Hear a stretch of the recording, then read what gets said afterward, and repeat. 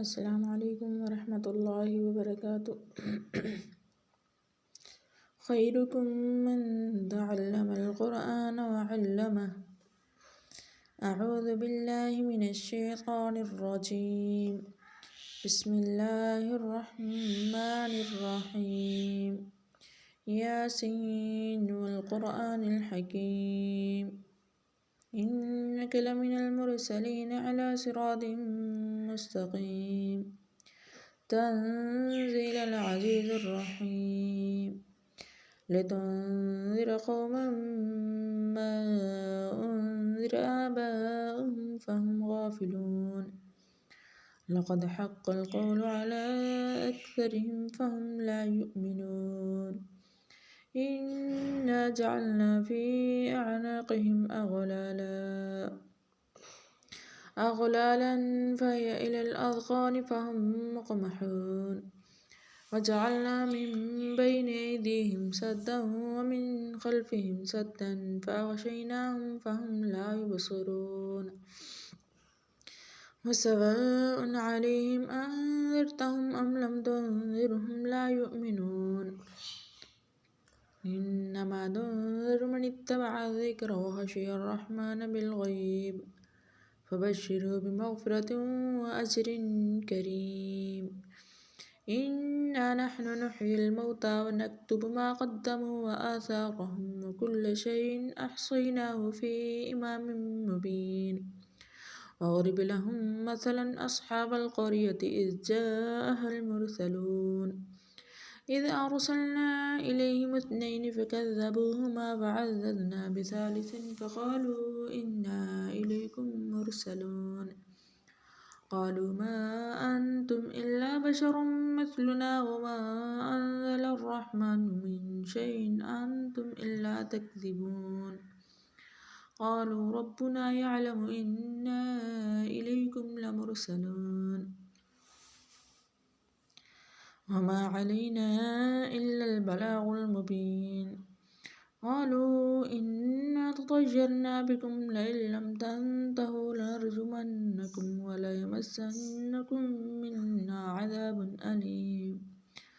قالوا طائركم معكم أئن ذكرتم بل أنتم قوم مسرفون وجاء من أقصى المدينة رجل يسعى قال يا قوم اتبعوا المرسلين اتبعوا من لا يسألكم أجرا وهم مهتدون وما لي لا أعبد الذي فطرني وإليه ترجعون أأتخذ من دونه آلهة إن يردني الرحمن بضر لا تغن عني شفاعتهم شيئا ولا ينقذون إني إذا لفي ضلال مبين إني آمنت بربكم فاسمعون قيل ادخل الجنة قال يا ليت قومي يعلمون بما غفر لي ربي وجعلني من المكرمين وما أنزلنا على قومه من بعده من جند من السماء وما كنا منزلين إن كانت إلا صيحة واحدة فإذا هم خامدون يا حسرة على العباد ما يأتيهم من رسول إلا كانوا به يستهزئون ألم يروا كم أهلكنا قبلهم من القرون أنهم إليهم لا يرجعون وإن كل لما جميع لدينا محضرون وآية لهم الأرض الميتة أحييناها وأخرجنا منها حبا فمنه يأكلون وجعلنا فيها جنات من نخيل وأعناب وفجرنا فيها من العيون ليأكلوا من ثمره وما عملته أيديهم أفلا يشكرون سبحان الذي خلق الأزواج كلها مما تنبت الأرض ومن أنفسهم ومما لا يعلمون وآية لهم الليل نسلخ منه النهار فإذا هم مظلمون والشمس تجري لمستقر لها ذلك تقدير العزيز العليم. والقمر قدرناه منازل حتى عاد كالعرجون القديم. لا الشمس ينبغي لها أن تدرك القمر ولا الليل سابق النهار وكل في فلك يسبحون. وآية لهم أنا حملنا ذريتهم في الفلك المشحون وخلقنا لهم من مثله ما يركبون وإن نشأ نغرقهم فلا صريخ لهم ولا هم ينقذون إلا رحمة منا ومتاعا إلى حين. وإذا قيل لهم اتقوا ما بين أيديكم وما خلفكم لعلكم ترحمون وما تأتيهم من آية من آيات ربهم إلا كانوا عنها معرضين. وإذا قيل لهم أنفقوا مما رزقكم الله قال الذين كفروا للذين آمنوا أنطعم من لو يشاء الله أطعمه إن أنتم إلا في ضلال مبين. ويقولون متى هذا الوعد إن كنتم صادقين ما ينظرون إلا صيحة واحدة تأخذهم وهم يخصمون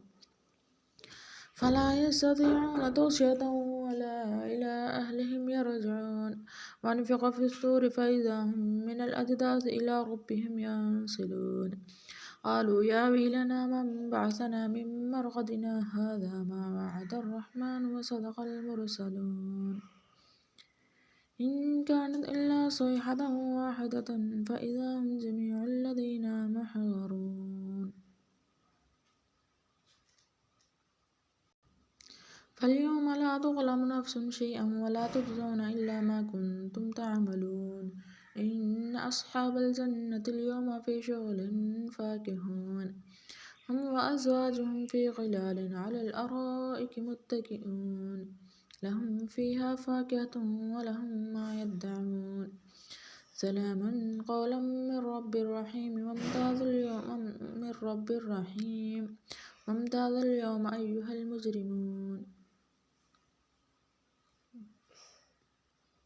ألم أعهد إليكم يا بني آدم ألا تعبدوا الشيطان إنه لكم عدو مبين وأن اعبدوني هذا صراط مستقيم.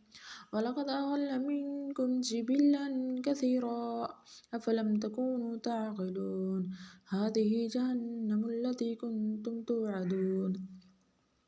اصلوها اليوم بما كنتم تكفرون اليوم نختم على أفواههم وتكلمنا أيديهم وتشهد أرجلهم بما كانوا يكسبون ولو نشاء لطمسنا على أعينهم فاستبقوا الصراط فأنى يبصرون ولو نشاء لمسخناهم على مكانتهم فما استطاعوا مضيا ولا يرجعون ومن نعمره ننكسه في الخلق أفلا يعقلون وما علمناه الشعر وما ينبغي له إن هو إلا ذكر وقرآن مبين لينذر من كان حيا ويحق القول على الكافرين أولم يروا أنا خلقنا لهم مما عملت أيدينا أنعاما فهم لها مالكون وذللناها لهم فمنها ركوبهم ومنها يأكلون ولهم فيها منافع ومشارب أفلا يشكرون واتخذوا من دون الله آلهة لعلهم ينصرون لا يستطيعون نصرهم وهم لهم جند محضرون فلا يحزنك قولهم إنا نعلم ما يسرون وما يعلنون أولم ير الإنسان أنا خلقناه من نطفة فإذا هو خصيم مبين وضرب لنا مثلا ونسي خلقه قال من يحيي العظام وهي رميم قل يحيي الذي أنشأها أول مرة وهو بكل خلق عليم الذي جعل لكم من الشجر الأخضر نارا فإذا أنتم منه توقدون أوليس الذي خلق السماوات والأرض بقادر على أن يخلق مثلهم بلى وهو الخلاق العليم إنما أمره إذا أراد شيئا أن يقول له كن فيكون فسبحان الذي بيده ملكوت كل شيء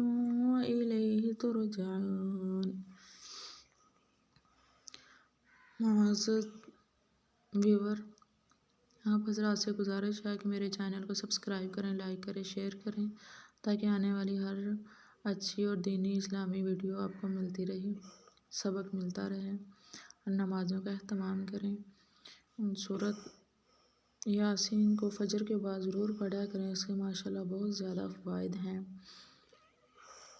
हदीस पाक के अंदर आता है कि सूरत यासीन जो बंदा फ़जर की नमाज के बाद एक दफ़ा पढ़ लेता है, दिन भर की उसकी मुसीबतों से अल्लाह ताला उसको हिफाजत फरमाता है। और एक और रवायत के अंदर है कि 70 हाजातें पूरी होती हैं दिन के अंदर। और बाज़ जगह में ये भी आया है कि एक दफ़ा सूरह यासीन का पढ़ना 10 कुरान पाक का सवाब है। अल्लाह ताला हम सब को अमल की तौफीक अता फरमाए। अस्सलामु अलैकुम वरहमतुल्लाहि वबरकातुहू।